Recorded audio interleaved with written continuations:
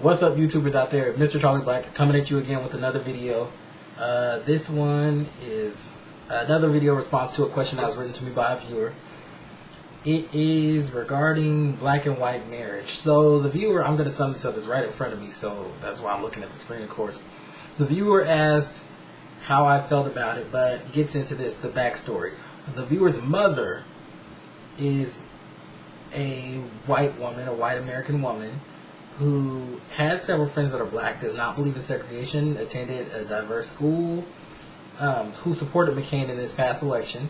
She didn't not vote for Obama because he was black, but she voted for McCain because she felt Obama wasn't the correct black person to do the job, meaning he didn't have enough experience. He was an intelligent person, just did not have enough experience. And also the issue of his faith.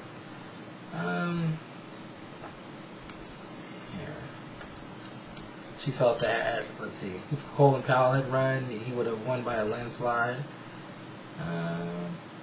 Or more so than Obama did, I should say. Or she actually says there, let's see. Her mother does not believe in interracial marriage. She says that her black friends feel the same way. Her friends have made comments about white chicks stealing their men, and that is not accepted in the black community. Here is, she asked, what is the side that I get about mixed marriage? Basically, her mother views it as friends are okay, but nothing more. This is the way that I feel. If you're marrying for the right reasons, go out and do it. And I was just having a conversation with my friend and my ex-girlfriend about this issue.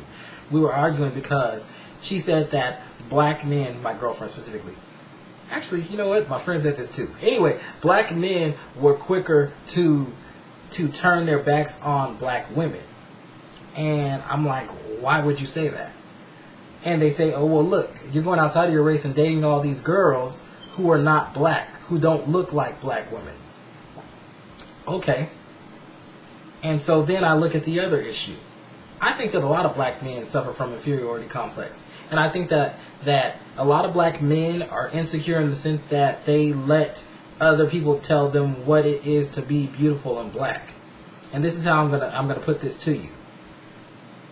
Black men, at least the ones that I've interacted with, by a majority, prefer light-skinned women who are mixed or who have European white features.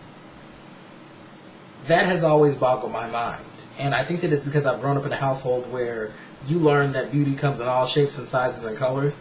You're not just going to pick one over the other. And I've also grown up in a household where black beauty was emphasized because I have sisters, and because it's important for them when they go out to feel like they are worthy. And my mom was not one of the women who would walk outside and not feel worthy. She was happy to be who she was. She still is to this day. The issue that I draw. Black men step outside of their race and they date for a lot of dumb reasons. And I'm going to call this shit out just like it is. Oh, she has good hair. Oh, I don't like dating black girls because they do too much with the BS. These are the same deadbeat ass men that you see on Judge Judy all the time, acting freaking fools. Excuse my language, I'm trying to work on this day. Acting fools, showing up and showing out all the damn time. They bringing the same shit that, damn, failed almost. They are bringing the same garbage and problems into the lives of the people that they talk about. With this whole, you notice that there are a lot of black men that are marrying outside of their race and going to Latina women, which is the second choice. And then you start to look at the increase in Latina women being the head of household, the single parent. And then you wonder what's going on, because it's staggering. And it's reaching numbers that the level of black single mothers were at. And you just can't help but wonder what's got to give here. The issue I draw right here, right now, is this also. Black women, I'm calling you out on your shit. Because just like you would say, we are quick to quit black women out there, y'all are just as quick to quit black men. But not just any kind of black men, good black men. And I'm going to break it down to you like this. I know plenty of females, and I hear about plenty of females who are on the straight and narrow. They're in school. They're handling their business. They are handling their finances. They have all these things going for them, and they will go chase after dumbass thugs and criminals. They will let a man in their house as long as he has thug appeal and that rough sexiness to him. They will let him lay on their couch, hit them, abuse them, verbally, mentally, emotionally, and then want to cry that there are no good men out there. It's about having the decency to pick good partners. And I don't think that it's happening by screaming numbers on either side, men or women of the black race. I think that what happens is people get stuck on petty shit. Who seems more thuggish? Who seems more like they would bring your child good hair, as they call it. Stuff like that. Who's better? I see so many black people, and this kills me when I see dark-skinned black people like myself who will say that they will not date another dark-skinned person. You eat what you bring to the table. If you are black as midnight, if your eyes are as big as walnuts, if your lips are as big as mine, then guess what?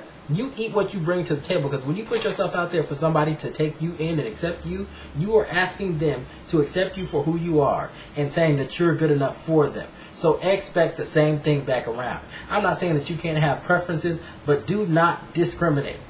That's what I have to say, especially against yourself, because that just looks foolish. Now, the interracial marriage thing, I feel the same way about interracial marriage as I do about same-sex marriage. I think that it does not affect anybody. If you have two consenting adults wanting to submit their relationships and wanting to work past their differences and respect them and appreciate them in each other, then that's fine. A lot of great people have been made from interracial marriages.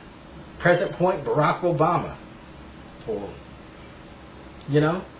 getting together and making yourselves at a time when people said that you shouldn't, couldn't, and wouldn't. This goes back to, I remember when interracial marriages were still being outlawed in the 60s. 1960s, when most of our parents were born. People couldn't go out and submit their relationships just because people were telling them that it was wrong to love someone who did not look like them. It's the same exact thing to deny somebody those rights. People have issues of race that they cannot get over. And for them, I say, stick to what you know best to do. But if there are people who don't look at race as a handicap for a successful long-term relationship, and they're willing to work past that, or they're encouraged to work past that, then hey, that's the business. I say go for it, because love will surpass everything. It's also like this. I honestly feel that it's a blessing to find someone that is your partner, and you never know what package they're going to come in. That's the thing. I'll tell you what the God that I believe in has broken down to me.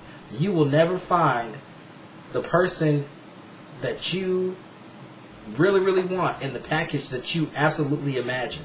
It just does not happen like that. The person that is made for you can come in any way, shape, or form at any given time. And it's up to you as to whether or not you're going to accept that person in your life. I say this because people, opposites attract all the time. And I think that they make successful relationships. And they don't have to look a certain way or be a certain race. And that's just the way that it is. Now, like I said, if you're marrying for superficial BS reasons because you want a baby with certain features, or because you're protesting against your parents, or racism in general, you're foolish. Marry that person because you love them. That's what marriage is about, love. The Bible did not speak, or at least my Bible didn't, speak about race being one of the factors that determine how much you love someone or how you should cherish marriage. It didn't. And with that said, a lot of people come from times where this was an emphasis. It's just not a time that I come from, nor a time that I'm willing to accept and take to as tradition. If you're in love for the right reasons, because you can't bear being without that person, not only that, because you guys complement each other, and because you're willing to work for longevity, then marry. If you're not, then don't. Because at the end of the day, you can get married to someone that's your same race because they're your same race, and you'll be doing yourself a disservice. Because maybe that's not what you want and not what you need at the time. You have no control over the person that you love and how they're going to come into your life. So deal with it. That's what I have to say on that. But I want to hear what you guys have to say about it, of course. So email me, comment, add me, subscribe, do what you have to do. Send the video all over everywhere if you want. And I will be back probably with 1 or 2 more videos, so stay tuned.